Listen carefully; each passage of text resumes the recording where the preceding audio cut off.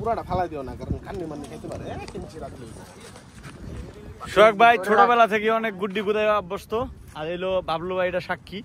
বাবলু ভাই এই গুড্ডিটা ভাই ওই একবার গুড্ডি উড়াইতে যা ছাদেতে পয়রা আরেক ছাদে পয়রা পা ভেঙে যেতে লইছিল, তারপরও নাটাই ছাড়ে নাই। ও হচ্ছে সেই সোহাগ। এই সোহাগ নাকি? হ্যাঁ। তোর আমি এই কাহিনীটা কবে কইলাম, আমার পা ভেঙে যেতে লেছিল।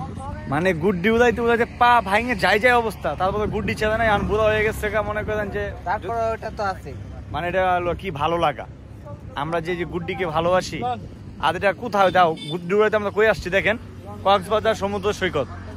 আজকে হইলো 17 এপ্রিল 2025, আর আমরা চলে আসছি ইনানি বিচ মেরিন ড্রাইভ রোডে গুড্ডি উড়ানোর জন্য। সাথে সবাই, সোহাগ ভাই, ইমরান ভাই, রোমান ভাই, আমি, বাবলু ভাই, আশিক ভাই এবং রানা ভাই। তো আসলে অনেক ভালো লাগতেছে এরকম একটি জায়গায় আইসা।